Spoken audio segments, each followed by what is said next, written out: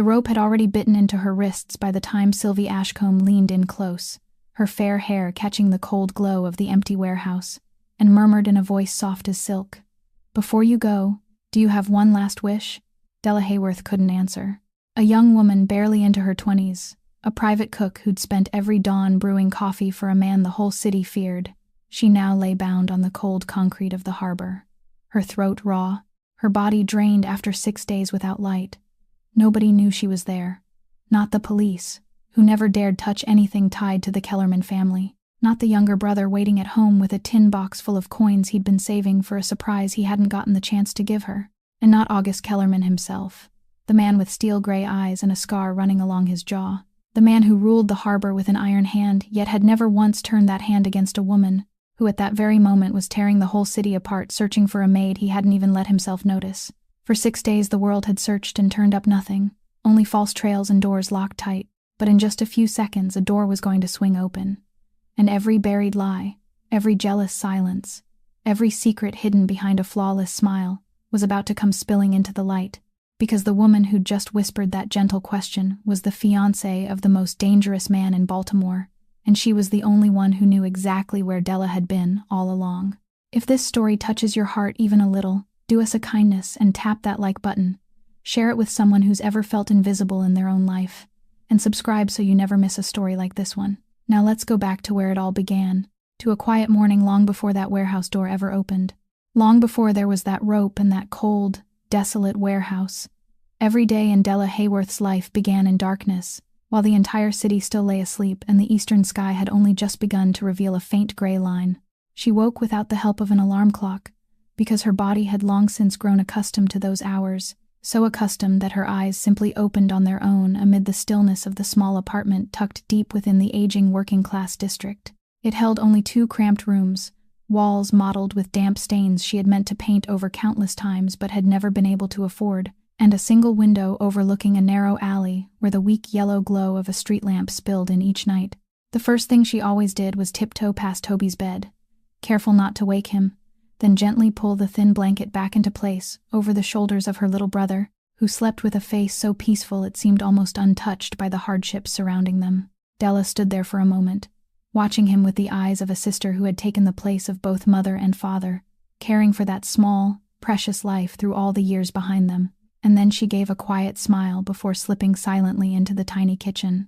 There, beneath the dim light, she prepared Toby's breakfast with the same care one might reserve for an honored guest, slicing the bread evenly, warming a little porridge, and placing beside it a hurried note written in her neat, rounded hand, reminding him to finish everything and to lock the door carefully when the kind neighbor came to collect him. She never allowed him to wake in an empty home with nothing warm waiting for him, even though she herself was the one who so often left before the sky had begun to brighten. Pulling on her threadbare winter coat, the one she had patched more times than she could remember, Della stepped outside and disappeared into the biting chill of early morning, walking the long distance to the familiar bus stop where she was always among the first few passengers aboard the earliest route. On the hard seat that swayed with every turn, she rested her head against the cold glass and watched the city slowly pass. From crowded, impoverished neighborhoods to streets that gradually widened, trees that stood in straighter rows, houses that grew larger, and walls that rose higher. It was the journey she repeated every day, a journey that carried her across the invisible boundary between 2 worlds, from the place where she belonged to the place where she merely served. The Kellerman estate stood upon a gently rising hill, entirely separated from the rest of the city, looming behind tall, intricately forged iron gates that released a faint metallic groan whenever they opened, like a warning spoken under one's breath. Della had worked there for many winters, long enough that she could no longer remember exactly how many times she had passed through those gates, and during all those years, she had learned every smallest habit of her employer by heart without ever needing to be told. She knew that August Kellerman liked his coffee dark, strong, and entirely unsweetened, poured into a white porcelain cup positioned slightly to the right side of his desk, so he could reach for it without lifting his eyes from the stacks of documents before him. She knew he never touched anything prepared with onions. She knew he often remained awake through long nights without anyone realizing it, only for his expression to carry deeper traces of exhaustion by morning. Weariness he concealed behind an expression of practiced coldness. She even knew the things his fiancée perhaps had never cared enough to notice, such as the way he often stood in silence beside the great window overlooking the harbor whenever the sky threatened rain, or the way his hand sometimes tightened unconsciously whenever someone mentioned the past. She remembered all of it, not because she had been asked, and not because she hoped for any reward in return, but simply because that was who she was, a quiet devotion woven so deeply into her flesh and blood that she always noticed what others overlooked and tended to the things no one else cared enough to see. In a magnificent house filled with servants constantly moving in and out, Della was nearly invisible, a silent shadow passing through hallways, softened by thick carpets, polishing silver objects no one ever paused to admire, arranging fresh flowers no one ever thought to ask who had cared for them. And yet she performed every task with a tender kind of reverence, as though each small duty held a meaning of its own, as though the world around her might become a little less unsteady if only she did everything properly. That morning began like all the others. She pulled the worn coat more tightly around herself against the early wind, drew in a deep breath, and reached out to push open the heavy iron gate. Metal cried softly through the silent air, and the small figure of that woman slowly disappeared into the vast grounds of the estate. A solitary soul quietly stepping into the heart of a world built on power, a world she had never believed, and had never dared to dream, could one day belong to her. But there was one thing no one at the Kellerman estate knew about Della. One small moment she kept entirely to herself each morning at that quiet bus stop where she sat waiting for the first bus of the day, while the streets were still buried beneath the mist and the streetlights were her only companions. She would often reach into the pocket of her coat and take out her old phone, a device that had followed her through countless years, its screen split by a long crack running diagonally across one corner, something she had never intended to repair. Her finger moved gently across the familiar screen, until she found a recording she had listened to more times than she could count, and then a woman's voice would rise into the silence of the early morning, so warm and tender that every time Della heard it, her heart tightened for a single beat. It was her mother's voice, only a few brief seconds preserved from an old voicemail, reminding her to eat a proper breakfast and never to worry too much about her. That was all. An ordinary message any mother might have spoken. But to Della, it was more precious than everything else she owned in the world, because it was all that remained of the woman who had left her forever. Her mother had died during the very week Della was hired at the Kellerman estate, slipping away quietly before Della could rush home and share the good news, before she could say that their lives would be a little easier from then on, that she had found respectable work and everything was finally going to change. The joyful news she had longed so deeply to give remained trapped forever in her throat, never granted the chance to be spoken, and perhaps that was why she could never bring herself to erase the recording, even though she knew that every time she listened, the old wound opened and bled again, ever so softly. She would close her eyes and let that beloved voice settle over her like an invisible blanket.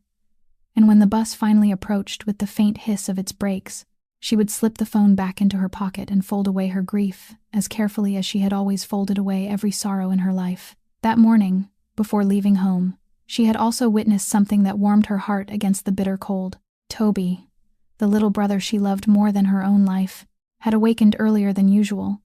and as she passed beside his bed, she saw him quickly hide something beneath his pillow, his eyes shining with secrecy. The boy looked at his sister with a bright, glowing expression, unable to keep a mischievous smile from curling at the corners of his mouth, then whispered excitedly that he was saving a surprise for her, something truly special he had been planning for a long time, and was only waiting for the right day to give. Della laughed softly, bent down, and gently smoothed his tousled hair, asking what he was hiding that could possibly be so mysterious, but Toby shook his head fiercely and pressed his lips together, as though he were guarding the most precious treasure in the world, telling her that a secret had to remain a secret and that she would simply have to wait and see. Beneath that pillow was a battered little metal box where the boy had quietly stored every stray coin he could gather, saving them little by little with all the patience and love of an innocent heart, for a plan he carried close inside him, meant only for the sister who had sacrificed far too much for his sake. He didn't tell her what it was, and Della didn't press him for an answer. She only pulled him into her arms and held him tightly before leaving, carrying the warmth of that moment with her throughout the long journey ahead. She had no idea that the small surprise her brother was hiding, together with the quiet love they shared for one another, would become one of the things that kept her tethered to life through the darkest days yet to come. While Della moved quietly through the halls of the estate with a devotion no one ever seemed to notice, across the city, where the harbor stretched beneath the gray morning sky, The man she served each day stood in the middle of an entirely different world, a world in which his name carried the weight of lead and the coldness of steel. August Kellerman stood on the dock, with both hands tucked into the pockets of his dark coat, his stern gaze fixed on the murky water rippling beneath the early wind, and around him rested a strange silence, the kind of silence only those who truly held power could create, simply by being present. Everyone who worked along that harbor, from the laborers unloading cargo to the men guarding the warehouses, knew exactly who he was, and every one of them lowered their heads as they hurried past, not daring to meet his eyes for more than a moment, because there was a weight in August's gaze that seemed to press a person downward,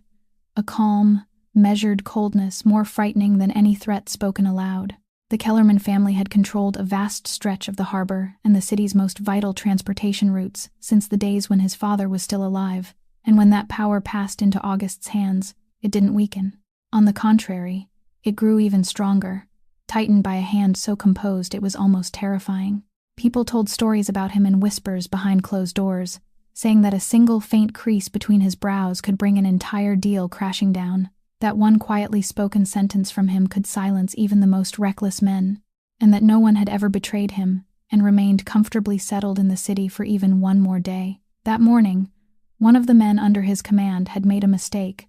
allowing an important shipment to be lost through his own greed and carelessness, and now he stood before August with a pale face and hands that trembled beyond his control. August didn't raise his voice. He didn't lash out or show anger. He simply turned and looked at the man with a gaze as still and flat as a frozen lake, and in that moment the entire harbor seemed to hold its breath, even the sound of waves striking the hulls of the ships seeming to fade. He walked closer and stopped at just enough distance for the man to feel the full weight of his presence, then spoke in a deep, unhurried voice, saying that once trust was lost, no amount of money could ever buy it back, and that in this place, a person was permitted to make a mistake only once. Those few softly spoken words were all it took. There was no shouting, yet the man collapsed to his knees, stammering as he begged for mercy, sweat breaking across his forehead despite the bitter cold, because everyone understood that behind August Kellerman's calm restraint stood a force no one wished to challenge. And yet, within the brutal underground world governed by his merciless rules, August carried one strange principle that even those closest to him could never fully understand, a single boundary he had never crossed, and never would, no matter what happened. His hands had forced countless stubborn men into submission, and his name spread fear through every corner of the city, but not once in his life had he allowed those hands to strike a woman or a child. That part of him was untouchable, a line drawn by something buried deeper than reason itself, and whenever someone carelessly wandered too close to that subject, something difficult to name flickered across his cold face, a silent darkness passing through his gray eyes before being quickly hidden again. No one knew why a man capable of such ruthlessness toward his enemies could become utterly gentle in the presence of the weak and defenseless. No one dared ask, and he never offered an explanation, leaving that principle to hang around him like an ancient curse no one could decipher. And it was precisely that hidden part of August Kellerman, the human part he concealed so carefully beneath a shell of ice, that would slowly be revealed by a small woman he had never truly taken the time to notice, a maid who quietly placed a cup of black coffee on his desk every morning. That inviolable principle hadn't come into being without a reason. Its roots reached deep into a wound that had followed August throughout his entire life, a wound so old that it had become part of who he was, silent and enduring like the scar running along his jaw. Many years earlier, when August had still been a thin little boy with gray eyes far too sorrowful for his age, he had a mother, the only gentle woman life had ever given him, a kind-hearted woman of modest means, who had never harmed anyone and possessed nothing in this world except the boundless love she held for her little son. She had tried to raise him within the brutal criminal world his father had entered, a world with no room for weakness and no mercy for those without power or protection. Then that merciless world crushed her. It trampled that gentle woman without pity, turning her into the price paid for feuds and grudges that had never belonged to her, leaving a helpless boy rooted to the ground as he watched the person he loved most being taken from him, unable to do anything at all. That boy had been too young to protect his mother, too weak to stand against men stronger than himself, and the suffocating helplessness of that fateful day carved itself so deeply into his soul that no passage of time could ever erase it. All that remained of her, the only keepsake the boy had managed to hold on to, was an old hairpin, a simple object worth almost nothing in money but more precious to him than any treasure.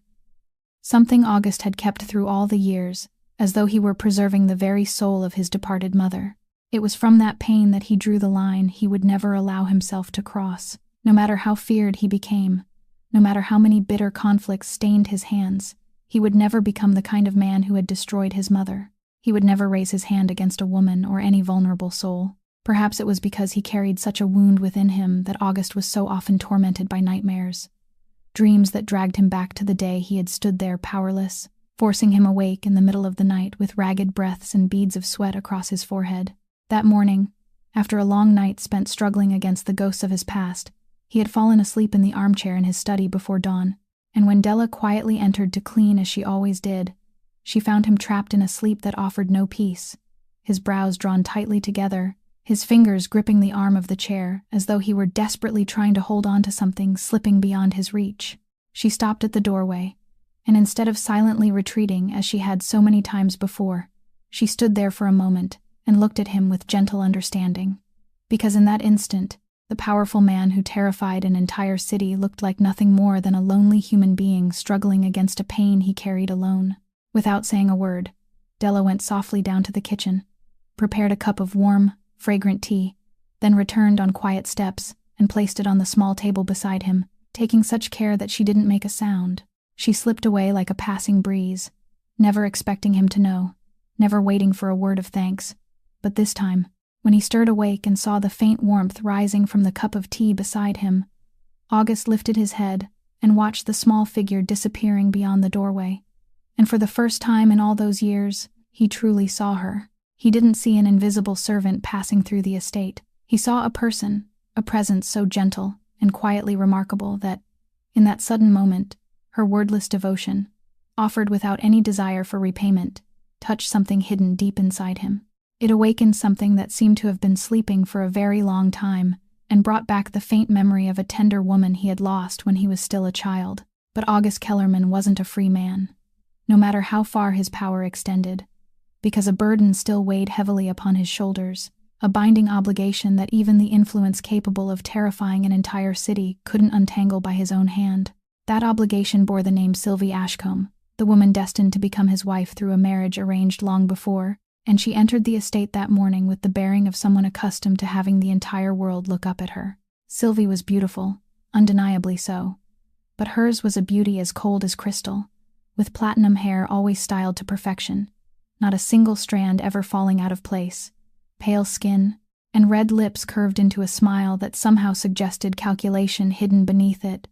a smile that never truly reached her eyes. She moved through the rooms of the estate with the confidence of someone who already considered the place her own territory, her heels striking the marble floor in measured rhythm, her gaze passing over the servants as though they were nothing more than pieces of furniture unworthy of notice. The marriage between her and August hadn't been born from love, nor had it ever held even the smallest trace of sincere affection. It was the result of a cold agreement between two powerful families, an alliance woven from advantage and ambition, where two great names joined hands to strengthen their influence and protect the hidden empires each side controlled. Sylvie's Ashcombe family was in no way inferior to the Kellermans in reach or power, and that fragile balance had turned the engagement into an invisible chain wrapped tightly around August, a chain he knew full well he couldn't simply break at will. Because if he dared to end the engagement on his own, if he rejected the alliance both families had spent years building,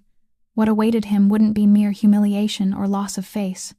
but a bloody war between the two most powerful criminal forces in the city, a fire that could consume everything he had worked so hard to build and drag countless innocent lives into a spiral of hatred and destruction. August understood that more clearly than anyone,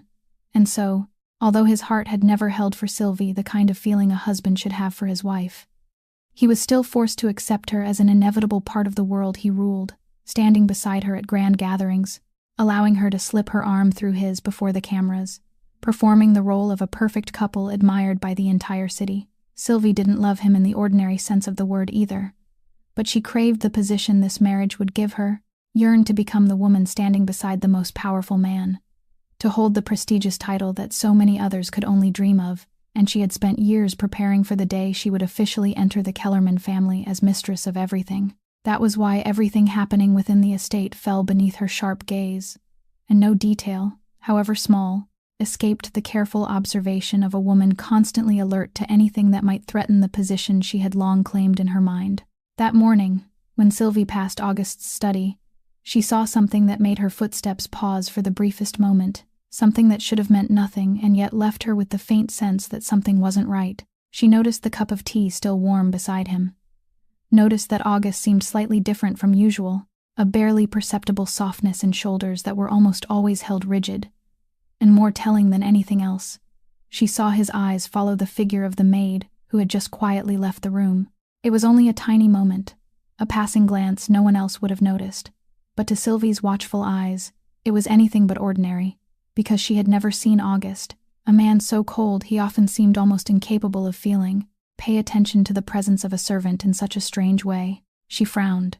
her cold eyes narrowing slightly as she watched the small woman lower her head and disappear down the corridor. That plain figure in a worn uniform, whose name Sylvie had never cared enough to remember until now. A vague sense of warning stirred inside her. The instinctive caution of someone guarding her own territory. Not yet strong enough to be put into words, but more than enough to make her begin watching, enough for her to quietly store the maid's face in one corner of her mind, as though some hidden instinct were telling her that this seemingly harmless little woman would one day become something she needed to keep her eyes on. That vague sense of unease in Sylvie's heart soon found an opportunity to reveal itself,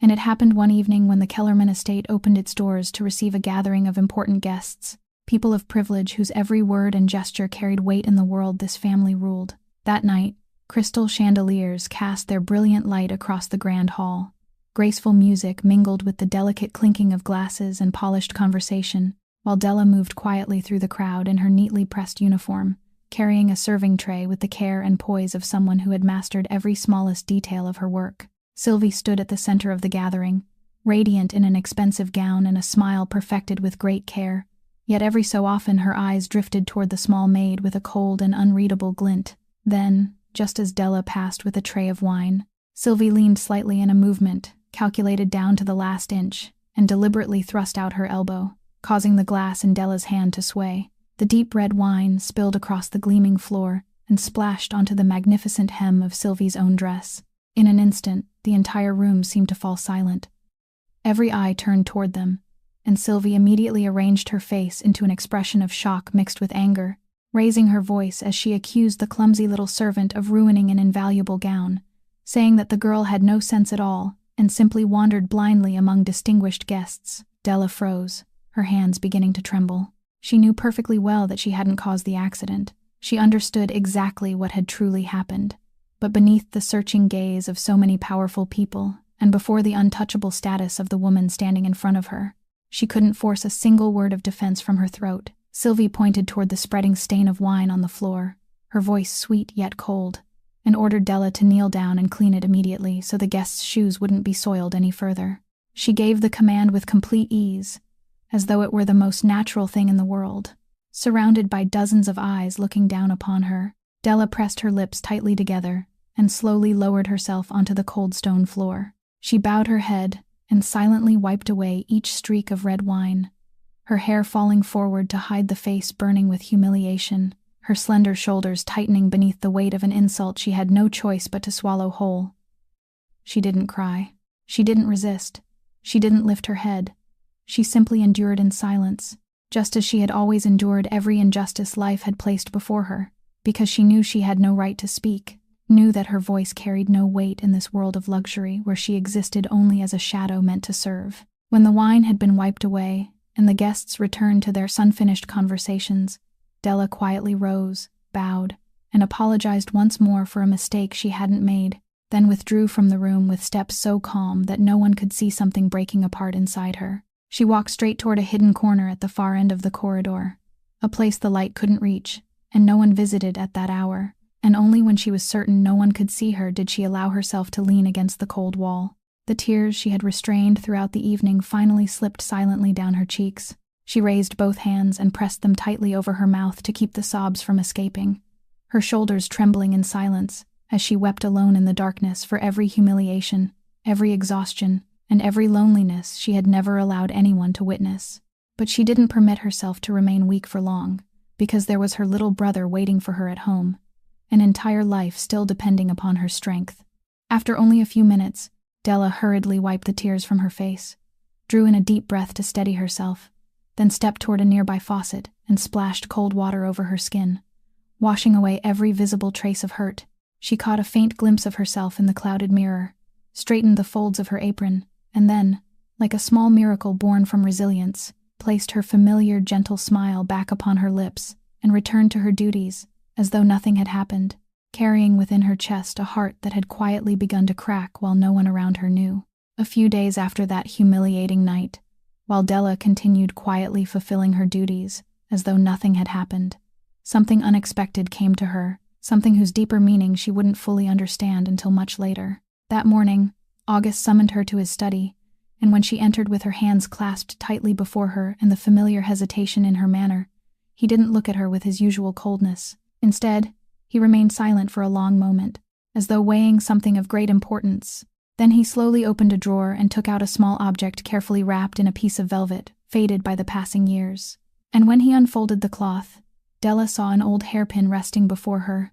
simple in appearance, yet carrying an indescribable sense of preciousness, something whose value clearly reached far beyond its modest exterior, judging only by the tenderness with which he held it. August placed the antique hair ornament carefully in her palm, and in a deep, rough voice that rarely revealed emotion, he told her that he wanted her not only to polish it until it shone again, but also to keep it safe for him for a few days, hidden somewhere secure until he needed it. Della stared in confusion at the treasured object in her hand, then looked up at him and softly asked whether he wished to find a safer place to store it, because she was only a servant and didn't dare accept responsibility for something so important. But August merely shook his head, his gray eyes softening for the briefest moment, and answered that he trusted her, that in this house, she was the only person to whom he could entrust something so precious. She didn't understand why he had chosen her, nor did she fully grasp the weight of his words. She only heard the rare sincerity in his voice and quietly nodded, closing her hand around the hairpin as though she were holding the trust that,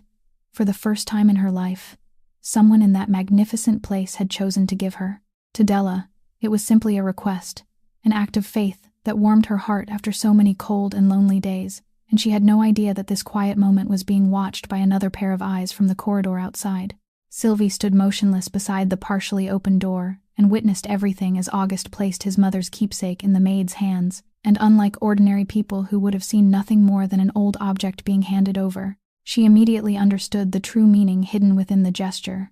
With the sharp perception of someone who had spent her entire life surrounded by power and calculation, she knew exactly the significance of the heirloom. She knew it was the only remaining keepsake of August's late mother, something he treasured more than his own life. She knew he hadn't allowed anyone to touch it for years, not even her, the woman who was soon to become his wife. And because she understood all of that, Sylvie recognized the true nature of what had just happened. This wasn't simply a man showing a little fondness toward someone who served him. It was the sign of something far more dangerous, the sign that August was beginning to place his trust in that small, unassuming woman. In the criminal world to which she and August both belonged, trust wasn't some harmless and tender emotion. It was the most valuable possession of all, and the most dangerous, because whoever earned the confidence of the person in power held an invisible authority that neither money nor status could ever purchase. Sylvie watched the maid close her fingers around the hairpin with quiet reverence, and in that moment, the vague uneasiness she had carried for so long hardened into something sharper and far more certain, a cold realization that this seemingly harmless woman was slowly entering the territory Sylvie had spent years preparing to claim. This was no longer the petty jealousy of one woman toward another. It had become a contest for position, a silent struggle for power, and Sylvie told herself she absolutely couldn't afford to lose. From that moment on, the gaze she fixed upon Della was no longer one of simple suspicion. It had begun to carry the first shadow of a cold and deliberate plan. While cold and calculated plans were quietly taking shape in Sylvie's mind, Della continued to live in the only way she knew, as someone who always placed compassion above her own hardships. Late that afternoon, in the kitchen at the rear of the estate, she witnessed a scene that made her heart ache when a young serving girl who had only recently begun working there was dismissed by Sylvie with cruel indifference for a mistake she hadn't even made. The girl was still very young, with a round face and large eyes that always held a gentle, timid light. A poor child who, like Della, was struggling to support her family And now she stood silently in the middle of the kitchen with both arms wrapped around her few belongings, tears filling her eyes and her shoulders trembling because she had just lost the job upon which her entire family was likely depending. She didn't dare cry aloud. She only lowered her head and whispered pleas to be allowed to stay, then quietly accepted her fate when she realized her words couldn't change the decision of the powerful woman before her. Watching from a corner of the kitchen, Della saw herself reflected in that pitiful figure. She saw every time she had been forced to swallow her own tears while no one offered a hand to help her. She knew she had no authority to overturn Sylvie's decision. She knew that any attempt to interfere would only make things worse for both the girl and herself. But she also couldn't bear to let a suffering soul leave empty-handed and without hope. And so, while the young woman bent down to gather the last of her belongings, Della quietly stepped closer and discreetly slipped into the envelope containing the girl's meager wages every bit of money she herself had managed to save, the money she had intended to use for Toby's medicine, money she had gathered only by denying herself one small necessity after another. She did it silently, without allowing the girl to notice, without saying a single word, without waiting for thanks or even a grateful glance,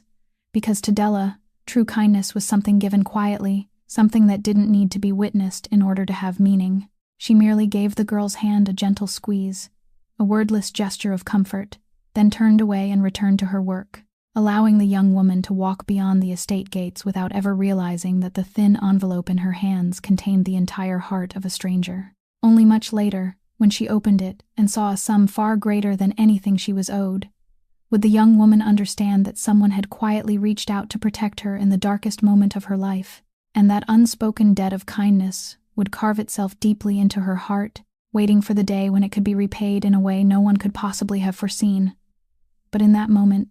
Della had no idea what awaited her. She simply finished the work of a long day, gathered her things, and prepared to return home to the little brother who was waiting for her. By the time she stepped outside the estate, night had long since fallen, covering the hill in a cold and solemn silence,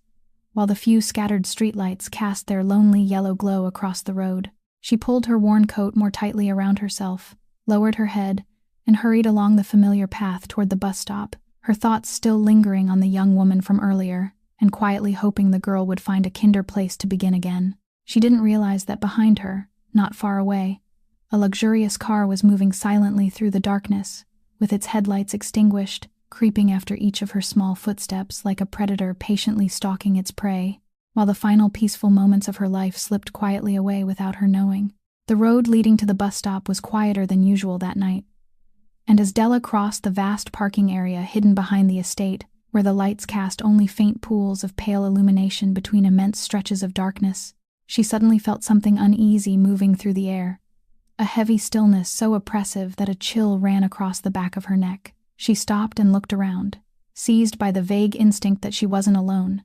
And then, from within the shadows, a familiar figure slowly stepped forward and blocked her path, her immaculately styled hair glinting beneath the cold glow of a street lamp. Sylvie stood there with a terrifying composure, a slight smile resting at the corner of her mouth without ever reaching the eyes fixed steadily upon Della, and in a voice both sweet and icy, she said that the two of them needed to have a little conversation, that the time had come to settle certain matters that had remained unfinished for far too long. Della froze, her heart pounding inside her chest, and politely replied that it was already late and she needed to go home, her voice struggling to remain calm, even as the hand gripping the strap of her bag began to tremble beneath the instinctive fear rising within her. But Sylvie had no intention of allowing her to leave. She stepped closer, her sharp gaze locking onto the maid, and when she spoke again, none of the false sweetness remained in her voice. In its place was an unmistakable threat as she lowered her tone and asked who Della thought she was to allow August to entrust her with something that should never have belonged in the hands of a servant like her.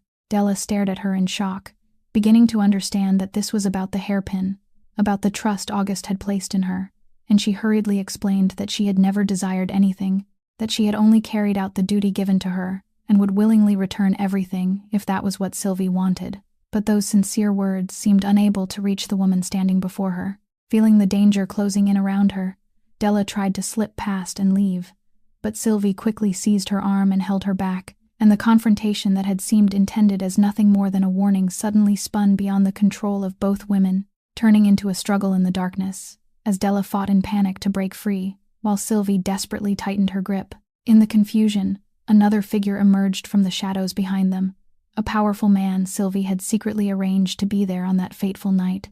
And within seconds Della was overpowered. A cloth soaked in a sharp, bitter-smelling substance was pressed tightly over her nose, causing everything around her to spin and blur. She struggled in desperation, her eyes wide with terror as Sylvie's cold face slowly faded before her, while every sound grew distant, as though drifting toward her from some vague and unreachable place. Then darkness swallowed her whole, dragging her down into a black and bottomless emptiness. As her consciousness slipped away,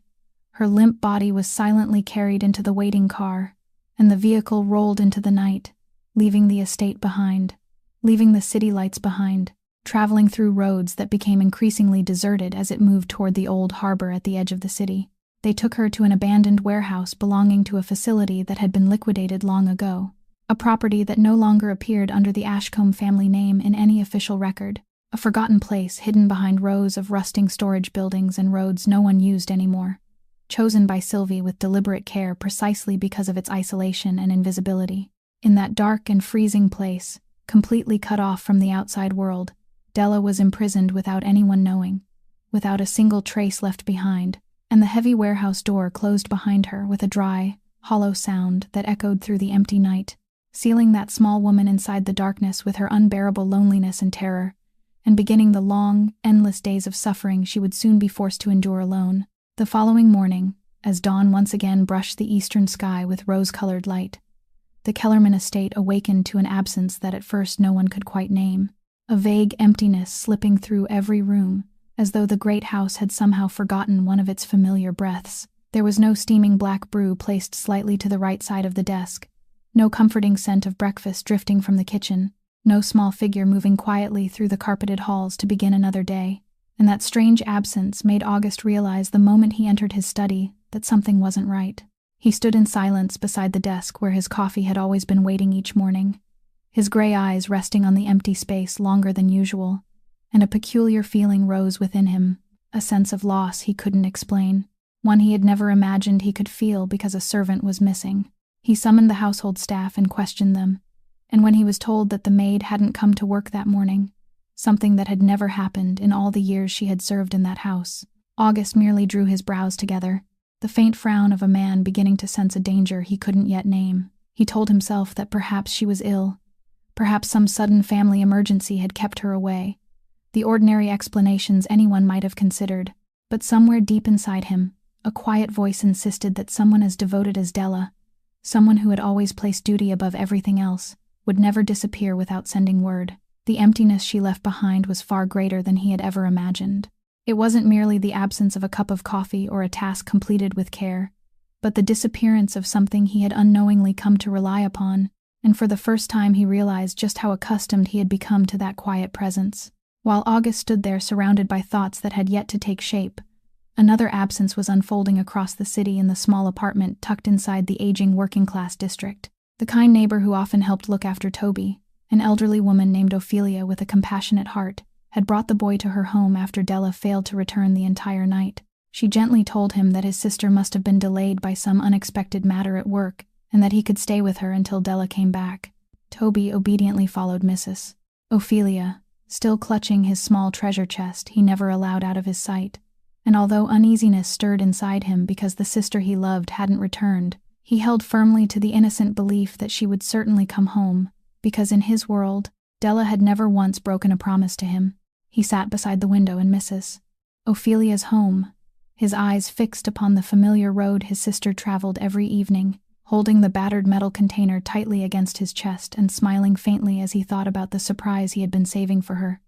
telling himself that when she returned, he would give it to her and she would be so happy. Back in the little apartment, now silent and empty, the meal Toby had carefully saved for his sister remained untouched on the table, long since gone cold, a small bowl of food waiting for someone who couldn't return to eat it, resting there like a silent warning that something had begun to go terribly wrong. The boy had no idea that his sister was now trapped in a dark and freezing place far beyond the reach of loving arms. He carried only a warm and innocent hope inside his heart, and that pure faith of his, the certainty that his sister would return, would become one of the invisible threads holding the fate of those two siblings together through the storm-filled days ahead. Inside the freezing warehouse at the edge of the city, Della slowly regained consciousness in a darkness so thick it seemed almost solid, her mind still reeling and her throat painfully dry, and it took her a long while to understand where she was and what terrible thing had happened to her. She lay curled upon the freezing cement floor, her wrists bound tightly, surrounded by stained walls and a few weak rays of light slipping through cracks in the roof, and fear rose inside her until it seemed to choke her when she realized she had been taken somewhere no one would ever think to search. Sylvie appeared not long afterward, entering the warehouse with a composure so unnatural it was chilling, the steady strike of her heels against the cement echoing harshly through the silence, and she bent down to look at Della with the cold eyes of someone who believed she held another person's fate entirely in her hands. But to Della's surprise, Sylvie had no intention of killing her immediately, because the woman had already devised something far more sinister, a carefully arranged move that would allow her to erase every trace of her involvement in Della's disappearance. Sylvie held out a sheet of paper and a pen before her, speaking in a voice that was sweet yet heavy with menace, and said that all Della needed to do was sign the statement that had already been prepared, a declaration claiming that she had willingly left her employment and disappeared of her own free will, and that no one else bore any responsibility for her absence. In Sylvie's eyes, it was the perfect form of leverage, because once she possessed that signature, she would have the evidence she needed to silence any suspicion that might arise. Even if August began asking questions,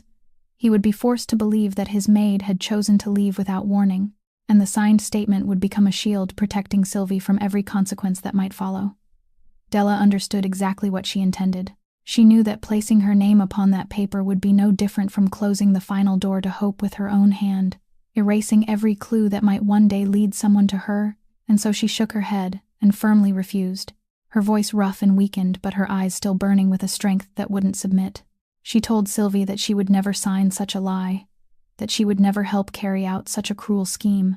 and that even though her body had been imprisoned there, her will couldn't be broken as easily as Sylvie believed. Her defiance enraged Sylvie, whose eyes narrowed with hatred, but she also understood that at that moment she needed Della's signature more than she needed Della dead, because a body without a statement would leave behind far too many dangerous questions, while a voluntary signature would resolve everything neatly. And so, rather than act at once, Sylvie chose to keep Della imprisoned longer, using exhaustion, hunger, thirst, and despair to slowly wear down her resolve, convinced that once enough time had passed, the stubborn woman would eventually surrender and sign. She came and went, each time leaving only enough water to keep Della from collapsing completely, each time presenting the statement again with promises mixed with threats, yet every time she received nothing but the same unwavering refusal from her small prisoner. That long and bitter struggle, that refusal within Della to abandon herself, unintentionally prolonged the days of her captivity, turning every passing hour into a silent battle between cold calculation on one side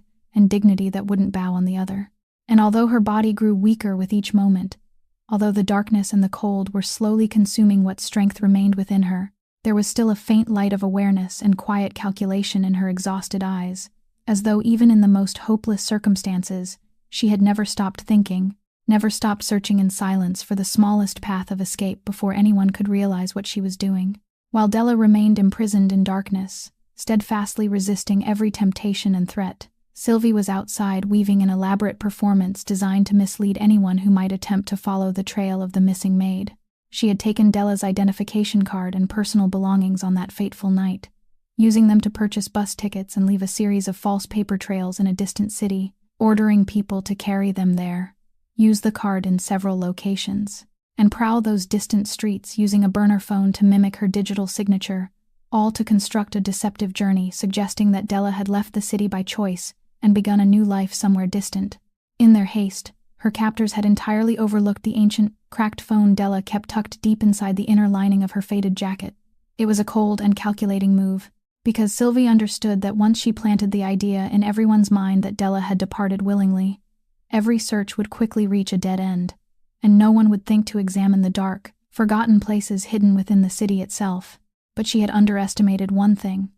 August Kellerman wasn't a man easily convinced by appearances, and when the uneasiness inside him continued to grow instead of fading, he decided to do what no ordinary employer would ever do for someone who served in his household. He mobilized the entire underground network under his control, a network with eyes and ears in every corner of the city, a force even the police feared and could never hope to rival, and ordered it to pursue every clue, no matter how small, concerning the whereabouts of the woman who had vanished.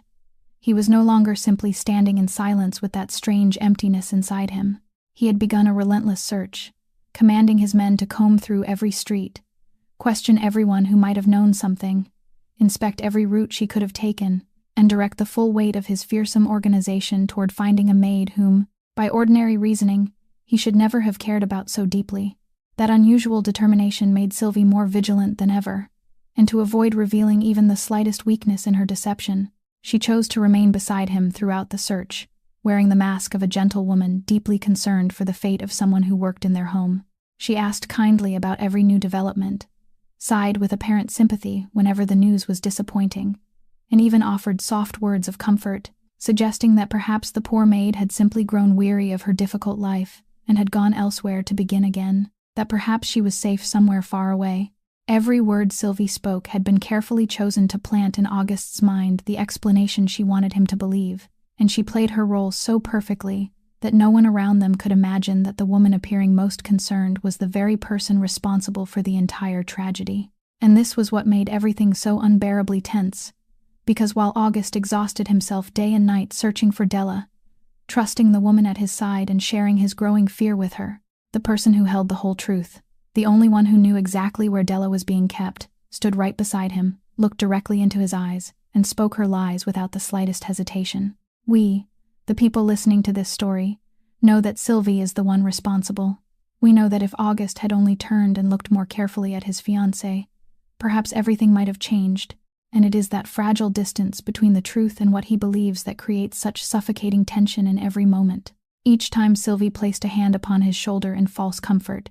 each time she lowered her voice and assured him that everything would be all right, the listener's heart tightened at the cruel truth being hidden in plain sight from the most powerful man in the city, a man who seemed capable of seeing through every scheme yet couldn't imagine that the most dangerous serpent of all was already coiled inside his own home, disguised as the gentle woman he was about to marry. The false trails Sylvie had so carefully constructed led August's search in precisely the direction she wanted, and before long, his vast network of informants uncovered what appeared to be a promising clue, one name rising from the confusion of scattered information and immediately drawing all his suspicion toward a single target. It belonged to a businessman who had once been at odds with the Kellerman family, a rival within the criminal underworld whom the fabricated evidence seemed to implicate, leading August to believe that the man had kidnapped his maid as a cowardly act of revenge against him. Consumed by a cold fury sharpened by long days of fear and helplessness, August ordered his men to bring the man before him,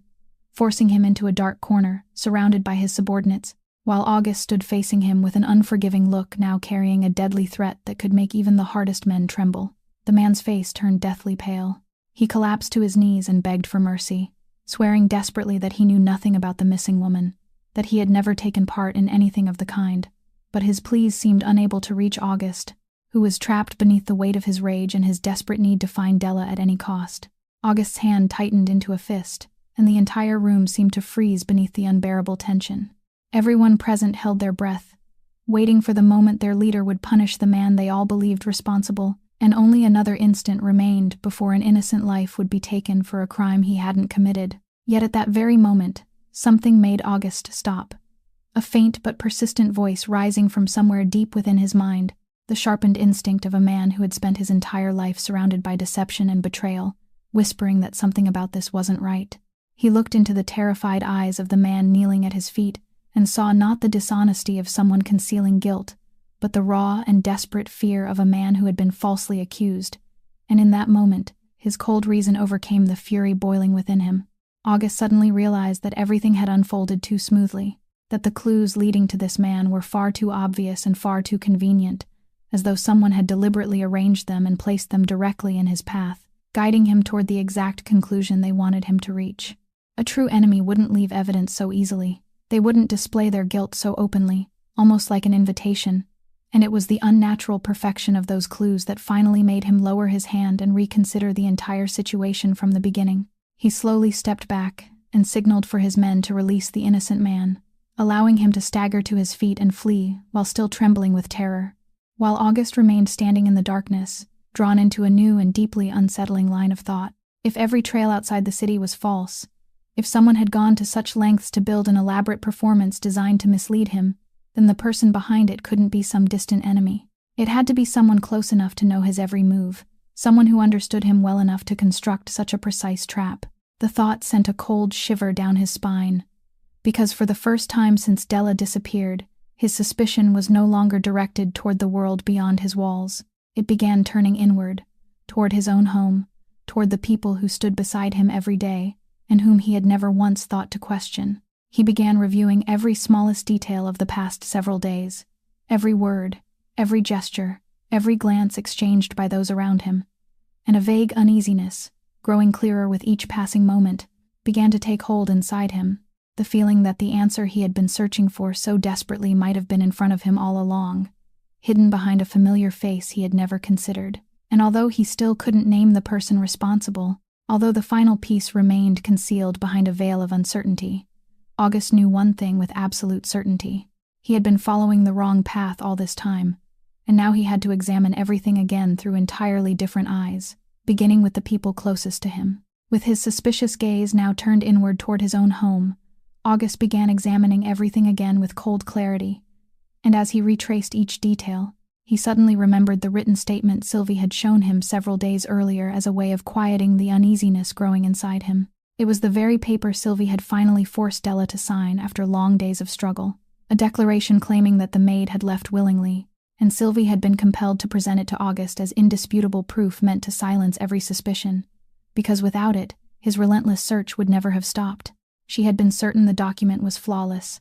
certain it would bring everything to a clean and final end, and she handed it to him without the slightest thought that the statement itself concealed something she could never recognize. August lifted the paper, his piercing gaze moving slowly across every line, and at first everything appeared perfectly ordinary,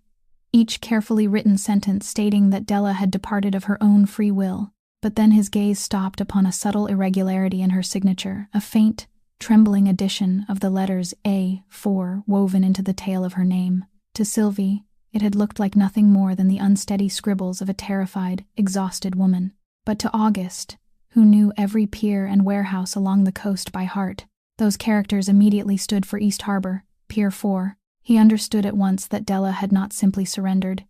She had left behind a silent cry for help, signaling her location along the abandoned eastern docks, leaving behind a clue in the desperate hope that he alone would understand her well enough to decipher it. That subtlety was precisely why Sylvie hadn't noticed anything unusual while holding the paper in her own hands, because she had never known a servant's handwriting well enough to distinguish between Della's ordinary script and a sign deliberately concealed within it. She had seen only the signature she needed and had hurried to use it as a shield for herself, and now the evidence Sylvie believed would save her had become the weapon that turned against her, because Della's silent message confirmed what August's instincts had already begun to tell him, that the person behind everything was none other than the woman who had handed him that paper, Sylvie herself. While August slowly pieced together that horrifying truth, Ella was enduring the loneliest and most desperate hours of her life inside the dark warehouse at the edge of the city. With the little strength she had left, she reached deep into the inner lining of her coat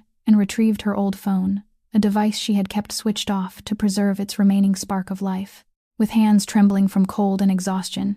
she held down the power button.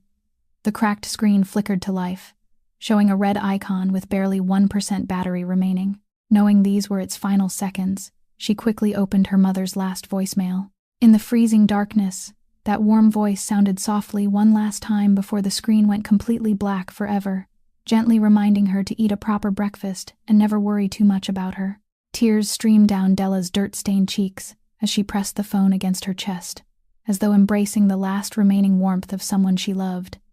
And in that fragile moment at the edge of life, she whispered an apology to the little brother waiting for her back home, apologizing because perhaps she hadn't been able to keep her promise that she would always stay beside him, apologizing because she had left him waiting with a surprise she feared she would never live to see. She prayed, not for herself but for Toby, praying that no matter what happened to her, he would remain safe and that someone would love him and protect him. And just as that silent prayer came to an end, the faint light on the phone's screen suddenly died, disappearing into the darkness and leaving her alone inside the thick silence, with a loneliness that seemed to have no bottom. Now that August knew with certainty that Sylvie was the one behind everything, and that Della's silent message was pointing toward a place he still couldn't fully decipher. He understood that he needed one final piece to determine where she was being held. An instinct told him to seek out the people closest to her. He followed the address to Della's small apartment in the aging working-class district. And from there, the neighbors directed him to the home of Mrs. Ophelia, the kind-hearted woman who had taken in Della's little brother during the days she had been missing. When August appeared at the door, Mrs. Ophelia was initially wary of the unfamiliar man, whose presence carried an authority that made him difficult to approach. But he spoke to her with a gentleness and respect rarely heard in his voice, quietly explaining that he was the man Della worked for, that he was doing everything in his power to bring her home, and that he only wished to ask a few questions, if she would permit it. Perhaps it was the sincerity in his eyes, the genuine worry he couldn't conceal, that softened Mrs. Ophelia's heart and persuaded her to invite him inside, though she remained beside them throughout the conversation, caring and watchful like a grandmother protecting her young grandchild. Toby sat in the corner of the room, still clutching his familiar tin box tightly against his chest, and when he heard that this man was searching for his sister, the boy's eyes immediately brightened with hope, as though all the longing he had held inside for so long had finally found a way to pour out. He wasn't afraid. Instead, he was eager to help, because there was only one desire in his young heart, that Della would come home soon, and August, with a patience and tenderness he perhaps hadn't even known he possessed, lowered himself until he was at eye level with the boy and spoke to him warmly, as though talking to a precious little friend. He asked Toby about his sister, about the stories the two of them often shared, and about the places Della had mentioned, and Toby, delighted to speak about the sister he loved more than anyone in the world, began telling him everything with the pure innocence of a child. He mentioned how Della used to point toward the abandoned cold storage warehouse at the far end of the East Harbor whenever they took the coastal bus, telling him it was where their late father had once worked. The instant those words left the child's lips, August went completely still. The emblem Della had traced in her handwriting now had an exact location. That very warehouse. Two pieces that had seemed entirely unrelated suddenly fit together with astonishing precision. The message Della had left pointed toward that forgotten stretch of land at the edge of the city, and now her little brother's innocent story had illuminated the exact location August needed, the abandoned warehouse where she was being held. Through his pure love and aching longing for his sister, the small boy had unknowingly given August the final and most important piece, helping to save Della in a way no one could ever have imagined. August looked at the boy gazing up at him with eyes filled with hope,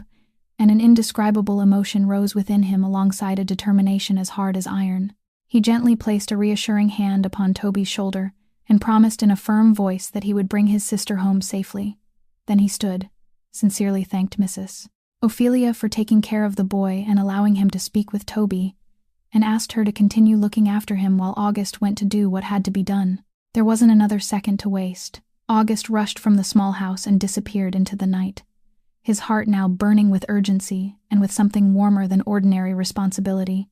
a feeling he still didn't dare give a name. He knew he was racing against time. He knew that every moment passing could mark the fragile boundary between life and death for the woman who had quietly entered his life.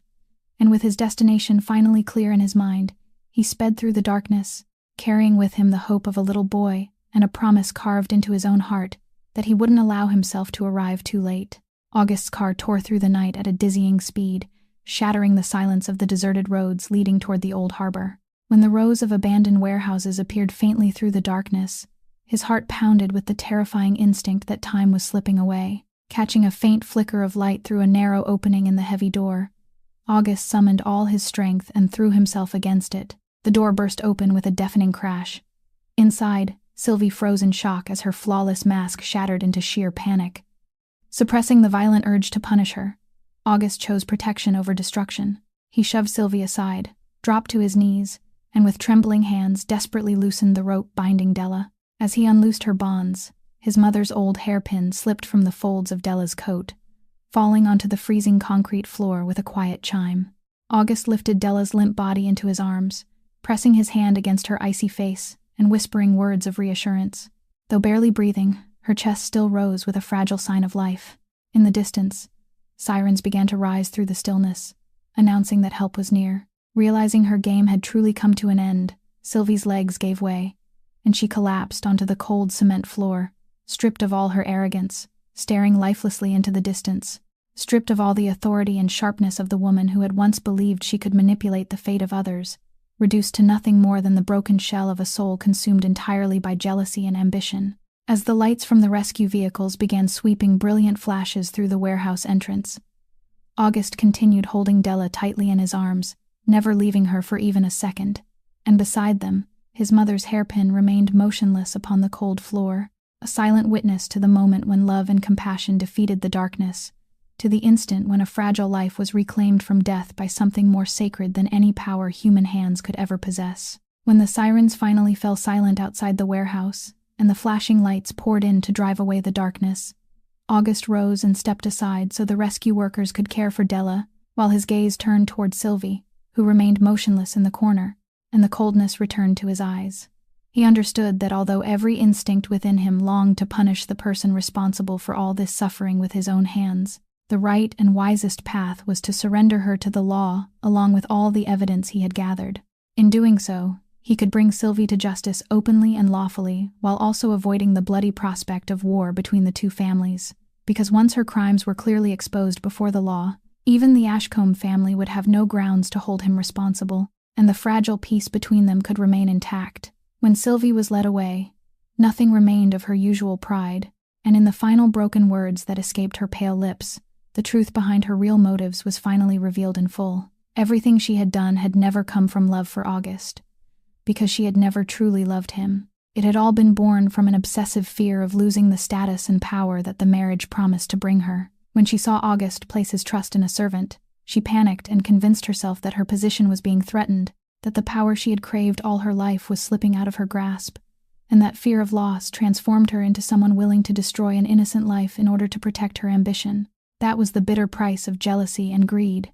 a costly lesson showing that when people allow fear and the hunger for power to control their hearts, what they eventually lose is everything they fought so desperately to keep. Yet the greatest miracle, the truth August only now fully understood, lay in the way this entire chain of events had begun, in the first link that had quietly set everything into motion. The first person to plant suspicion in his mind about Della's disappearance hadn't been one of his trusted men,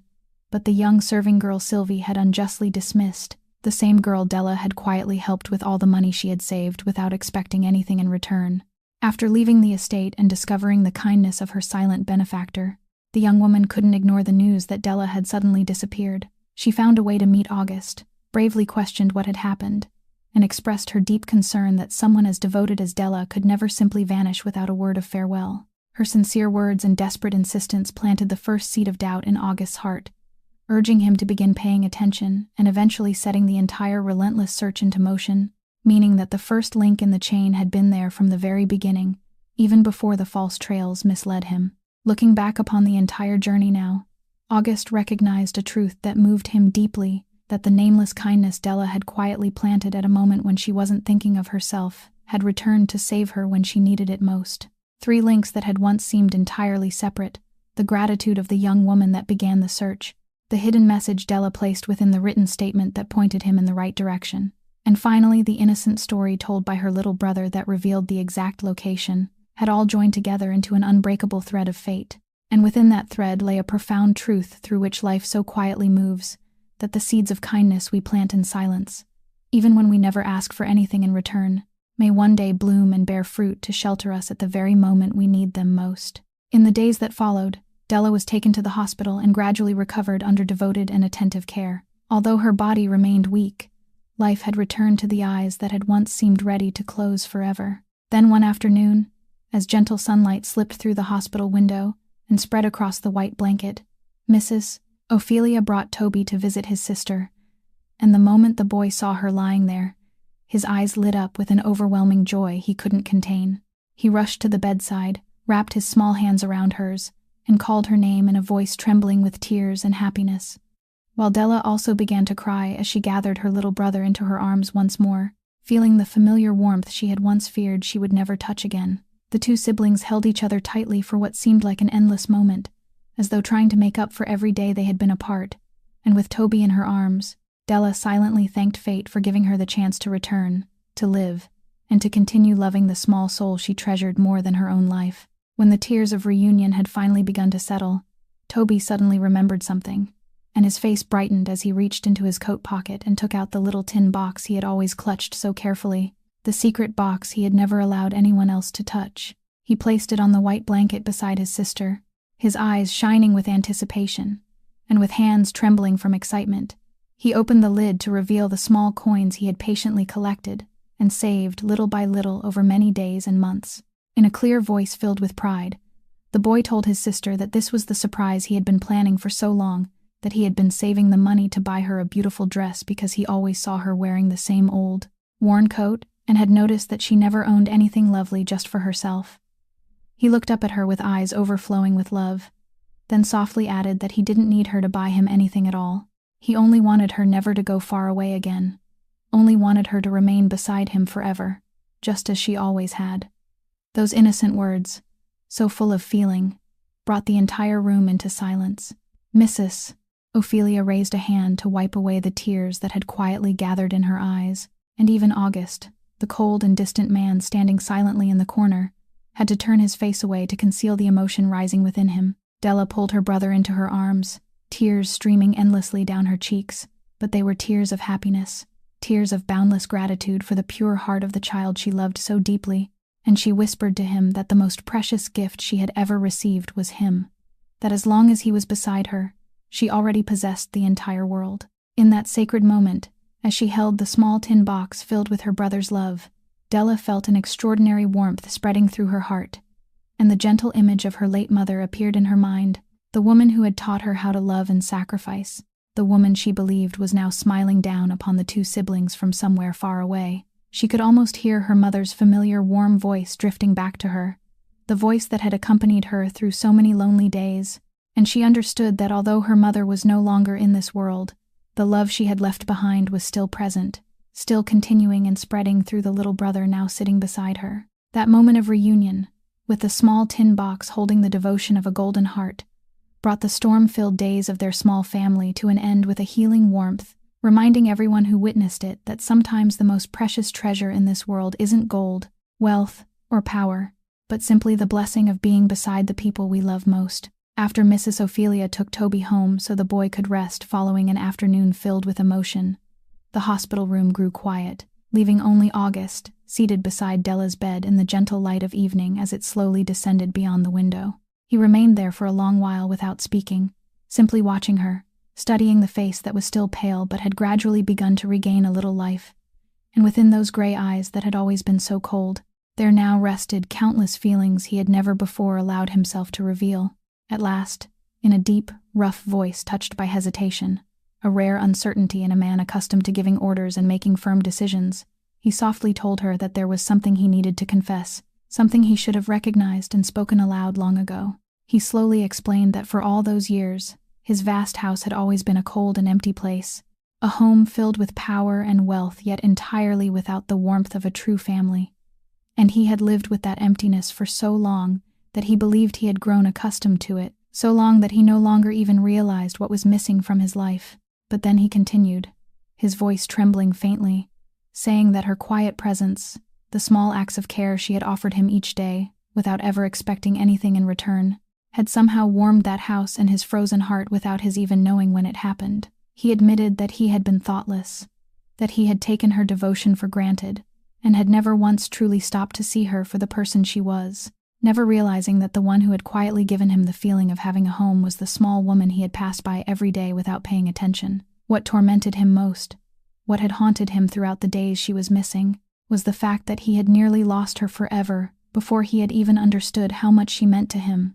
nearly allowed her to disappear from his life without ever having the chance to speak even one honest word to her. He told her that the desperate days spent searching for her had taught him a lesson that an entire lifetime of power never had, that the most precious things in life were often the quietest ones, the things whose value we only recognized when we stood on the brink of losing them. This wasn't a hurried or impulsive declaration of love,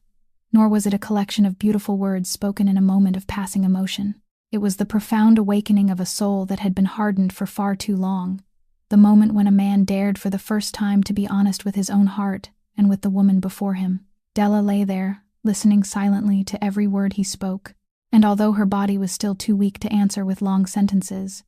although her throat remained raw and painful after everything she had endured, Her eyes said all that her heart was feeling. Within those gentle brown eyes shone a deep emotion,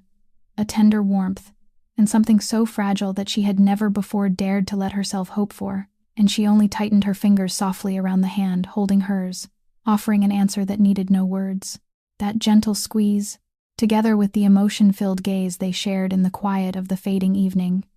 expressed more than any promise ever could, marking the beginning of something new and warm taking root between two people who had once belonged to separate worlds, two lonely souls who had finally found in one another a place of refuge and a warmth with which they could begin healing the wounds of the past. 6 months had passed since that fateful night in the dark warehouse, and during that time, the lives of Della and her little brother had gradually changed in ways she had never before dared to imagine. With his characteristic quietness and discretion, August had secretly done many things for her small family without making a display of them or asking for any gratitude in return. He had quietly paid off the medical debt left behind by her mother's illness, the financial burden that had weighed upon Della's slender shoulders for so many years, the debt she had struggled to repay in small installments, with little hope of ever reaching the end. And when she learned what he had done, she could only stand in silence, overwhelmed by the depth of his kindness. He had also arranged for Toby to attend a good school, a place where the boy received care and every opportunity to grow, where he could play and learn in an environment their family could never previously have reached. And each day when Della saw the bright smile on her brother's face as he returned home from school, she silently thanked the man who had quietly kindled hope for the boy's future. But perhaps the greatest and most meaningful change had taken place within August himself, because after everything that had happened, he had begun slowly withdrawing from the violent and shadowed criminal world in which he had spent his entire life. He gradually relinquished his schemes for power, severed his darkest connections, and turned himself toward a different kind of life, one in which he could use his strength and influence to protect and build, rather than spread fear. It was his quiet way of making amends for the wrongs of his past, not through hollow words of regret, but through action, through genuine change in every choice he made. And with each passing day, he took another step along the path back toward the humanity that Della's love had awakened within him. One peaceful afternoon, when the final rays of sunlight bathed the world in gold, August went to the small garden behind the house, the garden Della often tended quietly whenever she had a little free time, where the flowers she had nurtured now swayed gently in the soft breeze. She stood there among the blossoms she loved, and when he approached her, he carried a familiar object carefully in his hand, the old hairpin, the sacred keepsake of his late mother that he had guarded throughout his entire life. He gently took Della's hand and placed the hairpin in her palm once more, but this time it wasn't a request for her to keep it safe only for a little while. It was something far deeper and far more permanent. In a warm, low voice filled with sincerity, he told her that throughout his life, he had always been a man who made others afraid, that he had lived in a world where people knew him only through fear and caution, and that no one had ever dared to trust him completely or come close to his frozen heart. But then he continued, his gray eyes looking deeply into hers with tenderness, saying that she was the first person in his life who had made him long to be trusted, long to become someone worthy of that trust, the first person who had made him want to become a better version of himself. The hairpin was no longer merely a keepsake from the past, or a symbol of fate. It had become the promise of a new beginning, the promise of a man willing to place all his trust and protection in the hands of the woman who had saved his soul. Della accepted the hairpin with tears shimmering in her eyes, and in that moment, surrounded by the fragrance of flowers and the gentle warmth of sunlight, two people who had carried deep and hidden wounds within them finally found in one another a peaceful shore upon which to rest. A love built not upon power or wealth, but upon compassion, sacrifice, and the sincere trust they had given each other through every storm of life. And so, after all the storms had passed, Della and her little brother finally found a true home, not a place of dazzling luxury, but somewhere filled with the warmth of love and protection, where the two siblings no longer had to carry the weight of the entire world upon their slender shoulders in silence. Toby went to school each day with a radiant smile, while Della, for the first time after so many years of hardship, was able to live a life in which she no longer had to hide her own tears, a life in which she was loved and cherished exactly as she had always deserved to be. Her story reminds us of a simple yet profound truth, that a person's dignity is never granted or determined by others, but lives within the kindness we choose to give even when no one is watching, within the goodness we preserve in our hearts through the darkest hours of our lives. Della had never demanded recognition from anyone, and had never expected to be repaid. She had simply chosen to live with kindness and to love with her whole heart.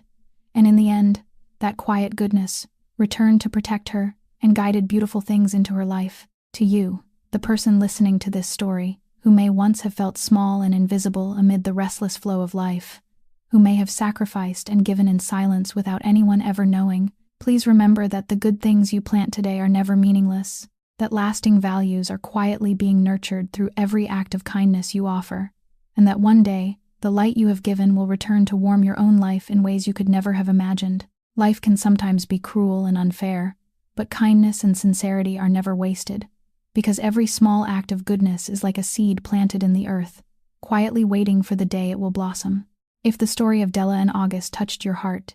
even just a little, please give us a like, share this video with the people you love, and don't forget to subscribe to our channel so we can continue listening together to many more moving and meaningful stories brought to you each day. We'd truly love to know how you felt about today's story, what thoughts and emotions stirred within you as you followed Della's journey, and whether you recognized a part of yourself somewhere within it. Please leave a few words in the comments below, because we always value and long to hear the honest feelings that come from the deepest places in your hearts. Every comment you leave isn't only a precious source of encouragement for us, but may also become a word of comfort and understanding offered to other quiet souls who are listening alongside you. Once again, thank you sincerely for giving your valuable time to stay with us and listen to this entire story until its final moments. We wish every one of you watching this video abundant health, a joyful and peaceful life, and days filled with love beside the people who matter most to you. Goodbye for now, and we'll see you again in the stories to come.